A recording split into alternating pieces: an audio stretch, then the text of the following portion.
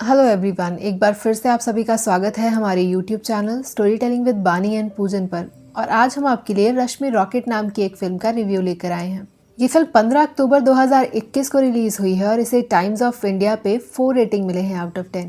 इस फिल्म को आकर्ष खुराना ने डायरेक्ट किया है और इसे 81% लोगों ने लाइक किया है।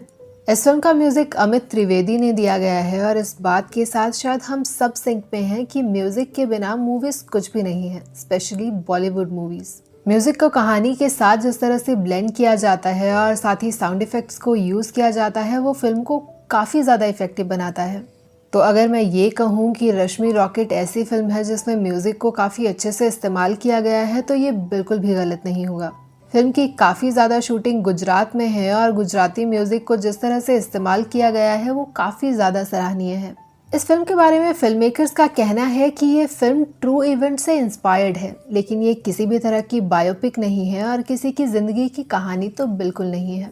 ये फिल्म एक सोशल इशू की तरफ इशारा करती है जो कि फीमेल एथलीट्स के जेंडर टेस्ट से जुड़ा हुआ है।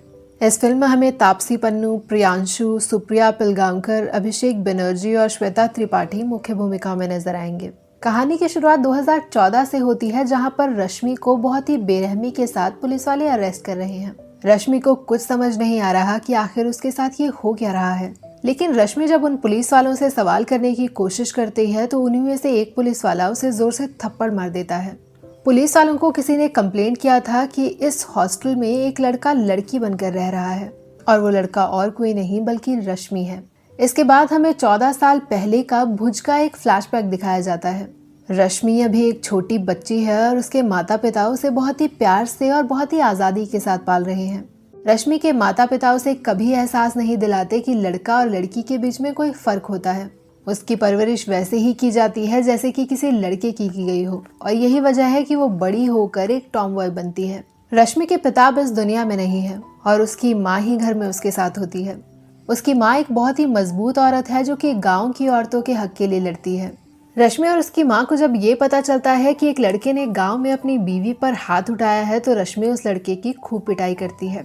रश्मि जब डॉक्टर एजाज कुरैशी के पास जाती है तो वहां उसे पता चलता है कि वो लड़का एजाज के पास इलाज करवाने आया था और दोनों शराब पीते हुए इस बात पर हंसने लगते हैं। इसके बाद कहानी में एंट्री होती है कैप्टन गगन ठाकुर की। गगन ट्रैक एंड फील्ड ट्रेनर है और वो आर्मी के लिए काम करते हैं। वो यहाँ अपने 2 लड़कों को ट्रेन करने के लिए आए हैं, जिस पर डॉक्टर एजाज उनसे कहते हैं कि रश्मि से अच्छा इस इलाके को कोई नहीं जानता। डॉक्टर एजाज उन सबको रश्मि से इंट्रोड्यूस कराते हैं और रश्मि और गगन पहली ही नज़र में एक दूसरे को पसंद करने लगते हैं। रश्मि उन लोगों को धीरे धीरे पूरा इलाका दिखाने लगती है।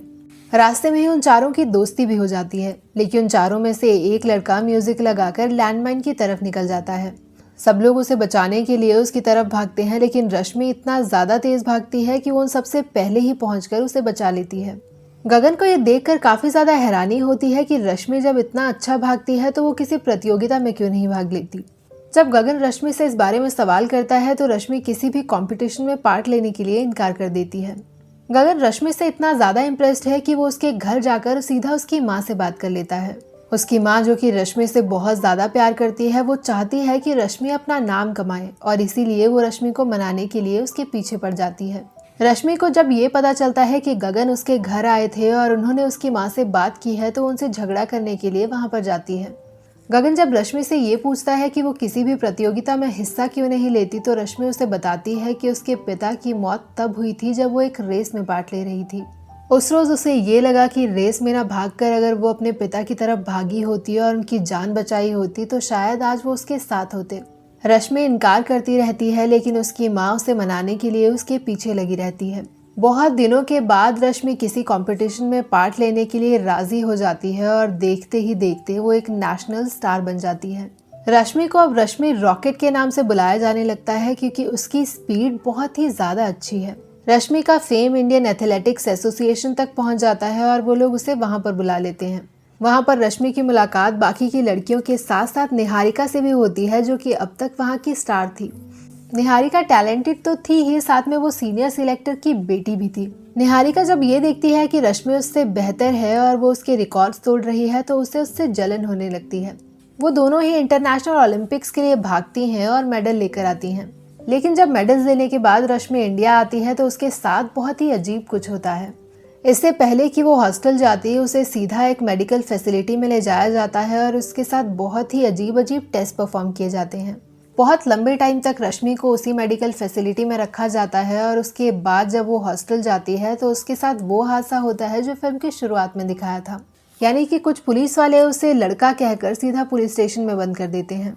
गगन को जब इस बात का पता चलता है कि रश्मि के साथ क्या हुआ है तो वो उसे बचाने के लिए वहाँ पुलिस स्टेशन में जाता है। पुलिस स्टेशन में पहुंचकर जब वो देखता है तो रश्मि को लड़कों के साथ उनकी जेल में रखा गया था। गगन इस बात पर सवाल उठाता है और वो रश्मि को वहां से छुड़ाकर सीधा घर ले आता है। असल में उस टेस्ट के रिजल्ट में ये बात साबित हुई थी कि रश्मि के टेस्टोस्टेरॉन लेवल्स नॉर्मल फीमेल से ज़्यादा हैं और इंटरनेशनल रूल बुक्स के अकॉर्डिंग रश्मि ओलंपिक्स में पार्ट लेने के लिए एलिजिबल ही नहीं है। ये सब होने के बाद रश्मि वापस भुज चली जाती है और किसी से भी बात करना बंद कर देती है। न्यूज़ वाले 24 घंटे रश्मि के घर के बाहर ही रहते हैं और उसके गांव वालों के साथ उसके बारे में ऊटपटांग बातें करते हैं। रश्मि की जिंदगी इसी तरह से चलने लगती है कि तभी एक रोज उसके गांव में लॉयर इशित आते हैं। इशित रश्मि के लिए एक मीडिया वाले से भिड़ जाते हैं, जिसके बाद इशित को रश्मि के घर ले जाया जाता है। इशित रश्मि के घर वालों को बताता है कि रश्मि पहली लड़की नहीं है जिस पर इस तरह का जेंडर टेस्ट परफॉर्म किया गया था। इससे पहले भी बहुत सी फीमेल एथलीट्स के साथ ये टेस्ट परफॉर्म किया गया था, जिसके बाद कि उन्हें बैन कर दिया गया। ऐसा होने के बाद उनमें से कुछ लड़कियों ने अपनी जान दे दी और कुछ डिप्रेशन में चली गई। इसीलिए इशित रश्मि से कहता है कि वो उसके लिए उसका केस लड़ना चाहता है। अब इसके आगे क्या होता है, रश्मि किस तरह से अपने आप को इंसाफ दिलाती है, दिला पाती भी है या नहीं, ये जानने के लिए तो आपको फिल्म ही देखनी पड़ेगी। लेकिन हाँ, मैं इस फिल्म के कुछ पॉजिटिव और नेगेटिव एस्पेक्ट्स आपके साथ शेयर कर सकती हूँ ताकि आपको ये डिसाइड करने में आसानी हो जाए कि आपको ये फिल्म देखनी है या नहीं। इस फिल्म के बारे में सबसे बड़ा पॉजिटिव एस्पेक्ट ये है कि ये फिल्म एक बहुत ही यूनिक कॉन्सेप्ट पे बनी है। सुनने में आपको ये काफ़ी ज़्यादा अपीलिंग लगेगी और इस पूरी फिल्म में आपका इंटरेस्ट एक भी पॉइंट पर कम नहीं होने वाला।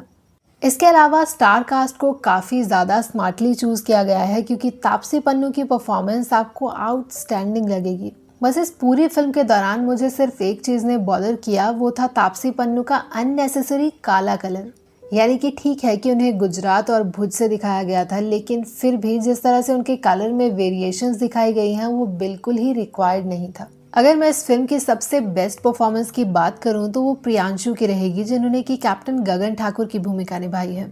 एक आर्मी ऑफिसर के किरदार में वो इतने ज़्यादा परफेक्ट और इतने ज़्यादा चार्मिंग लगते हैं कि आपकी नज़रें उनसे बिल्कुल नहीं हटने वाली। Abhishek Banerjee as Ishit, amazing job done as usual. Supriya Pathak और सुप्रिया पिलगांवकर के रोल्स थोड़े छोटे हैं, लेकिन दोनों ही आपको काफ़ी ज़्यादा अमेजिंग काम करते हुए नजर आएंगे।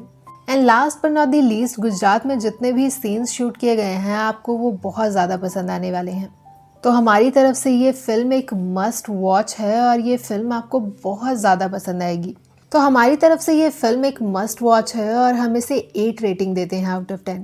So thank you so very much guys. Film देखने के बाद हमें कमेंट सेक्शन में बताइएगा ज़रूर कि क्या आपको ये फिल्म उतनी ही अच्छी लगी जितनी हमें लगी थी। Thank you and stay tuned.